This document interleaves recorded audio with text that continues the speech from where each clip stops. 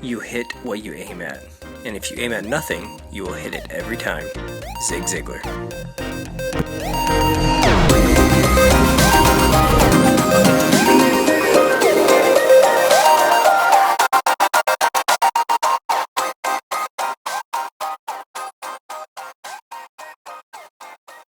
What is up, everybody? Welcome to the Millennial Experiment, the show dedicated to helping each other become the best versions of ourselves while using a series of experiments to help aid the process. This show is by millennials for millennials, and we are your lineal hosts, Nolan Umana, and I'm here with my good pal, Corey Kleinfeld. That's me. What's up? You. What is up, man? We made it. Podcast number 4. Oh, you're counting? Yeah. Yes. I think we're supposed to. Oh, okay. Sure. Gotcha. We're supposed to announce our number each one. Okay, yeah, exactly. Yeah. I will take note. 400 for podcast 400. Today we're going to talk about a fun one. Money focus, but talk about and focus on debt and retirement as it relates to our millennial generation. Mm-hmm. How do we feel about them? What can we do about them? Things like that. And we'll both get pretty involved in that. But I thought I'd start off by just throwing out a crazy stat on the debt side. The total outstanding student loan debt in the U.S. is $1.2 trillion, which is crazy. That's a lot of money, I think. That's a lot of money. That's according to this article, it's the second highest level of consumer debt behind mortgages. Most of that is loans held by the federal government. Sally Mae. She got it. Got rid of her. About 40 million Americans hold student loans, and about 70% of bachelor's degree recipients graduate with debt. What the heck is up with that? I mean, it's a good place to start. The college experience and the debt load is pretty synonymous with our millennial generation. Mm-hmm. We are the largest generation that's going to college and the largest generation that's coming out of school with college debt into the workforce and into life. I mean, it expands into all areas of life. It expands into home purchases, car purchases, or I guess lack of home purchases probably. Yeah. That keeps you from doing it, right? You know, car purchases, moving back possibly with your parents. That our generation has been called the boomerang generation, where we go out, go to school, and we're like, we better go back because we got $40K in debt, and we don't have that dream job that we were hoping to have. Right. So is debt is going to college and getting debt a bad thing generally, or for sure a bad thing? I think that if you're going to college, you should have a good focus and think of it as an investment and what my return is going to be. Because if you're going to spend $40,000 on your college education and you majored in something really stupid, you're going to get out and not be able to pay for it, get a really good job. I think there are ways now that are really innovative that you can go to college without having to get into debt. I think you could start off on the 2-year community college track. That's what I did. Yep. I did the same thing. And It was awesome. I actually loved my community college more than I liked the university. I thought the teachers were more real. They were more genuine. And then when I got to the university, they were like PowerPoint presenters. And it pissed me off a lot. Yeah, interesting. But PowerPoint, dude. I know. They would be up there just going off the PowerPoints, and then they'd share the PowerPoints so that you can follow along. But I was why am I even here? You know, I'm paying a lot of money for this. You said PowerPoint projector, and it reminded me of an actual projector. That might be a millennial difference, is that you probably remember that, but the younger millennial generation, like where you had to put the little clear piece of paper on the projector and then they put it up on the screen. You know what I'm talking about? I know. I do remember that. I remember like, and then my the gosh. teacher would call you up and volunteer to like move like it. black marker the thing. Oh yeah, that's right. All right. Anyways, Those back were the on good track. old days. But yeah, I don't know. What do you think? Yeah, I mean, I'm in the college. same. Yeah, I'm in the same thing with you. I don't even know if college. It seems like college is a necessity these days because that's what businesses want, and it's just a competitive workforce. So I think it is a good way to set yourself apart from the other or the other millennials or the other people you're competing with. But like you said, you just got to do it smart. You can't go in there and get a history degree unless you want to be a history teacher. Right. And I don't even know if I'm fully convinced, to be honest, that college is a necessity. Yeah. Yeah. If you're just going to go get a general business education. Mm-hmm. I almost feel like spending the 4 years in business or starting your own business, you'd actually have more real world experience. I don't know because, let's just say now, if you tried to go, everyone knows you work at a bank, Southern California. Whoop. You graduated from college. You do.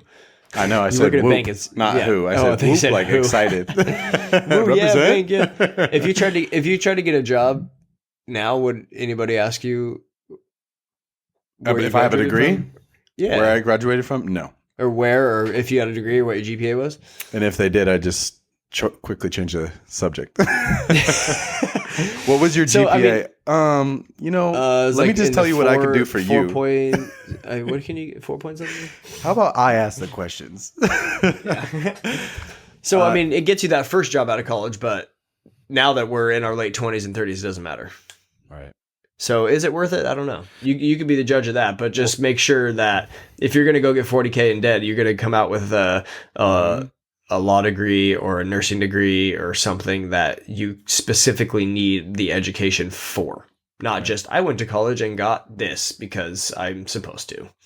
Yeah. And the result is if you do that, you come out with $40,000 in debt and you're stuck you're stuck trying to figure out life, and you're not as free to do things.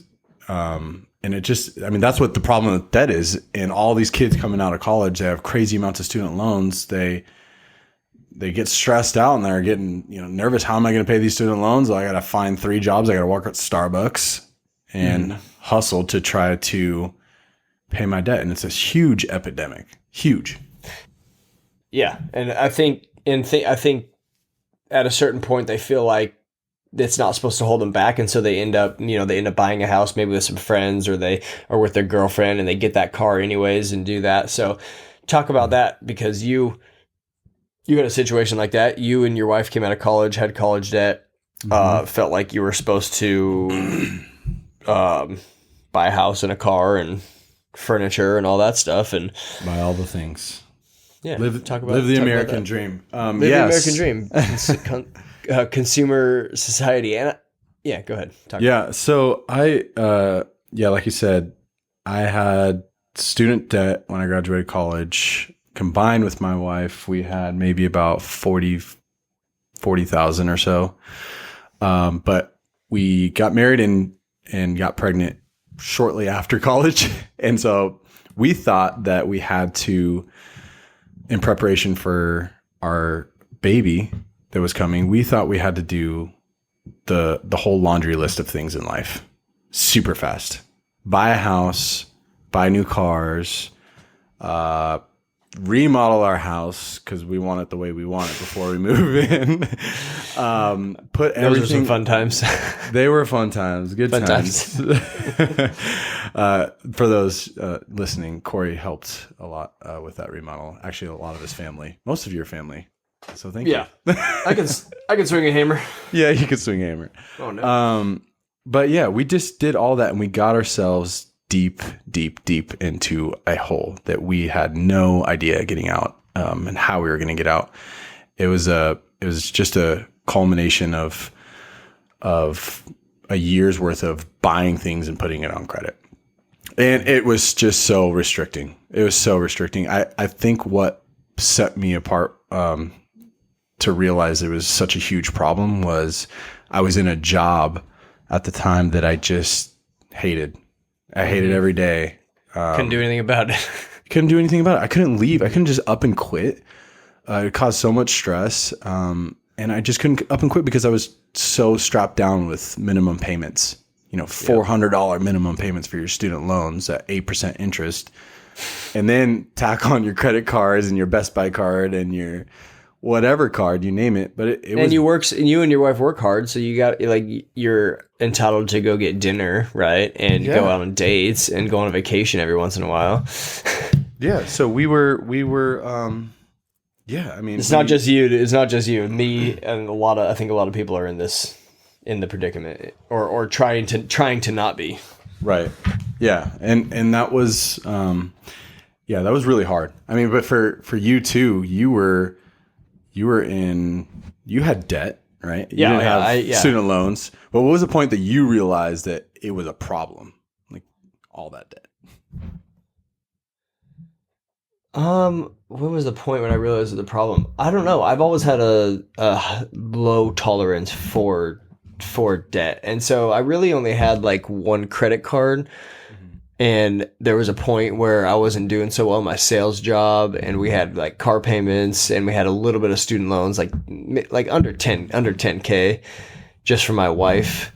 And I remember trying to do my bills one time, and our credit card had reached we had like a $6,000 limit. It was at like $5,000. Yeah. And I had like $1,000 in my bank account, and I was like, oh my God. I was freaking out. But those are the times like when you just choose to do it all at once. You say, okay, these are the changes I'm going to make in my life. I'm going to start a budget. I'm going to write down everything, right where my money goes, make changes about how I'm spending money. And as you do all that, you start to change your life and you increase your income. It's ridiculous how that works. I don't understand it, but when you're in that down victim or just upset, trapped mentality, your whole life you act like that your whole life, everything about it. And so that's probably why I was struggling in my sales job. It was probably why our relationship wasn't doing too well, etc. So you make those decisions all at once, kind of like our last podcast of learning. You just every day try to make yourself a little bit better. And so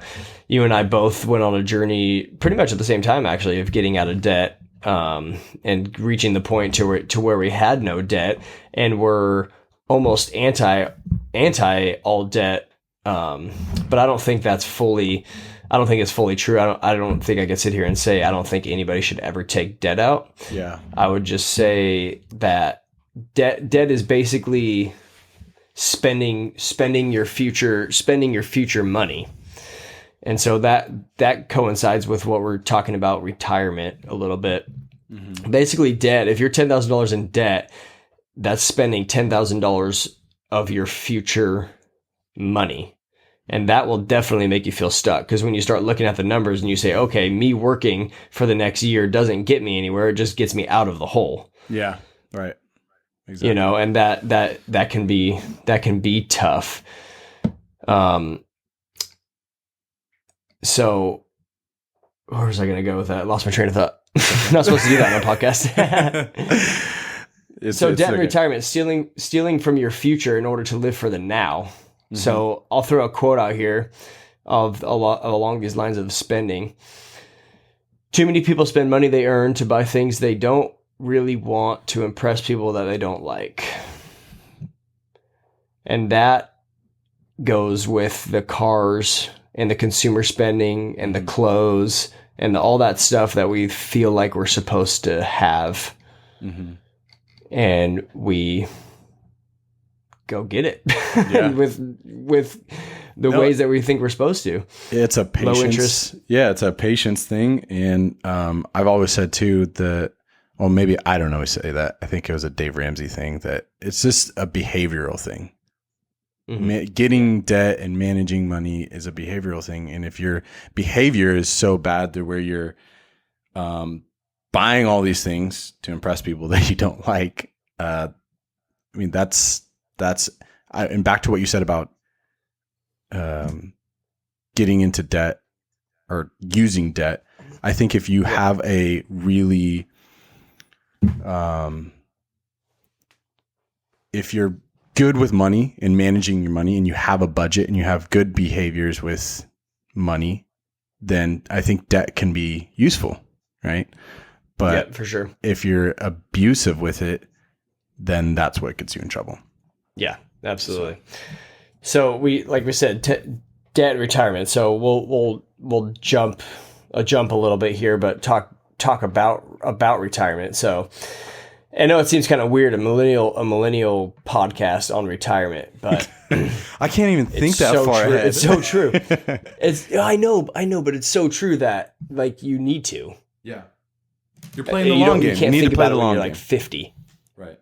Yeah, you can't think about it when you're 50. Everybody knows I hope everybody knows what compound interest is, how powerful it can be. But that's not necessarily what we're going to talk about. We want to talk about what retirement means. It's not the vision, to me, it's not the vision that has been sold where you stop working at 65 and move to the retirement community and you golf and fish every day and go dancing with your wife on Fridays or whatever. I would say that our generation and ourselves, we want to incorporate a sort of that lifestyle into our life now. We don't want to work at a job where we don't like for 40 years and then up and leave it and then be done working. Oh yeah. So I'll ask this question. I have thoughts on it too, and I'll blindside you with this. Like, what do you think? Like, what is your vision? Or what do you think retirement is? Or what do you think? Well, I'll first say that the millennial generation are also known as the disruptors. And I actually have a little stat here. 70 I do too. 78% of millennials would choose to spend money on desirable experience over buying something that is desirable. They're all about creating, sharing, and capturing memories. So maybe they're going against the taking out debt to going against it. Yeah. Yeah, maybe. And I think I have totally done a transformation over the past year, I would say.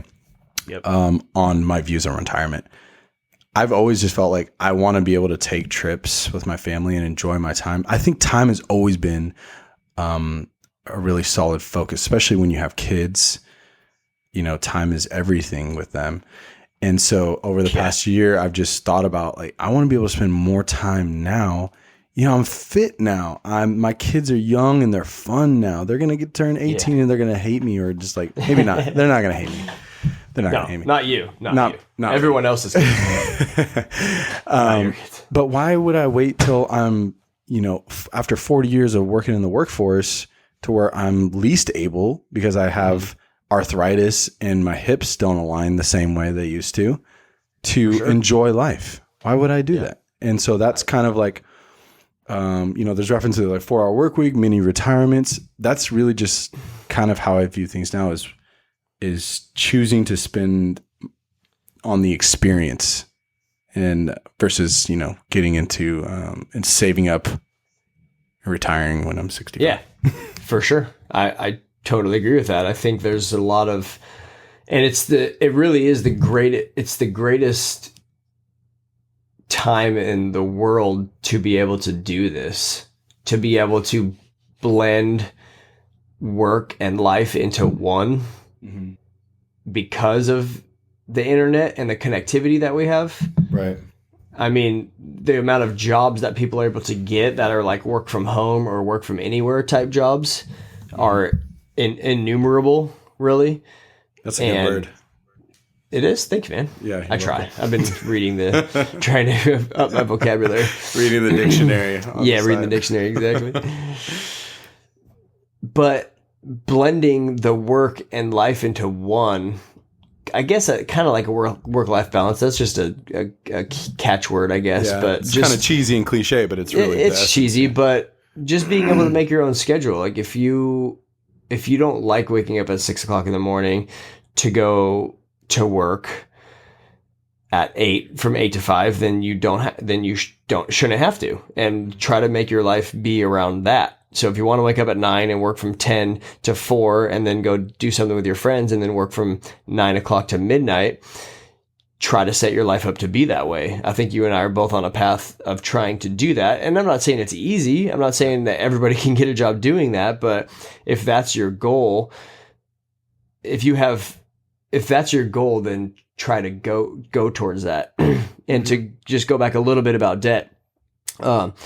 If you're in too much debt or you're crushed by something like that, then trying to go down that path or trying to leave an 8 to 5 that has a specific salary, it's really hard to do that because you have certain things that you have certain money you owe to people. Yeah. And, it's almost like it's unsafe to think like that. That's the old model of working that long and then retiring. That's the old model. I feel that you and I are trying to disrupt that. The first step for sure, for and us everybody, was, our and generation, everybody, our generation. Yeah. The first step for sure was getting out of debt, freeing up that huge monkey on the back. Is that I think monkey on the back or monkey on the shoulders? Monkey on the back. Okay. Sure. It's monkey on the back. Either way. Getting heavy object. Getting that heavy back. object off your back so that you can see through the clouds. Like you can think clearly and be focused and be free. But that old model, like we're disrupting that old model. But like, what would I'm really curious because to say live life now, don't follow the old model, live it up right now. I mean, there's tons of like memes and quotes on that. YOLO. YOLO. You did not. Oh, that makes us so millennial, dude. You just said YOLO. It's good stuff. That is bad. But it comes across kind of cheesy. It comes across a little bit risky. Like, why are you trying to entitled? A little entitled. Maybe some folks who are listening, it's unrealistic.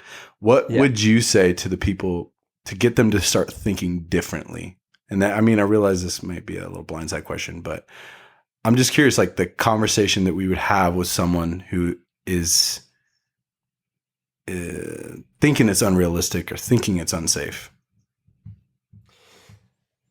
Well, I guess the first thing I would say is that, I mean, I have the mindset, I guess just changing the mindset, but I have the mindset that nothing is unrealistic. I mean, if you can define a goal of what you want, then you can go get it. So if your goal is to make, my goal is to make $150,000 or $200,000 a year, then you probably won't be able to achieve that as easily.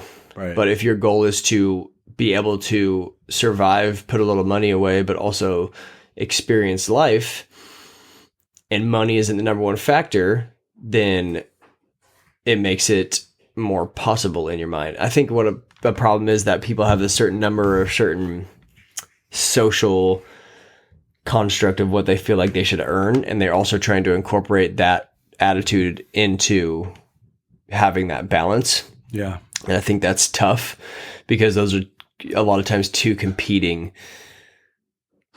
ideas, I guess. Right. Does that make sense? So I think changing the mindset towards that's what you want to do in life, then sometimes you're going to give up a little bit of money here and there. Yeah. And also I would say too, measurable goals. If you say that you wanted to earn 100, like why do you want to earn 100?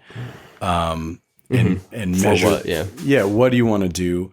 I want to be able to retire when I'm 50. Well, like let's bring it down like 15 years. Like where do you want to be and like what measurable things you can do?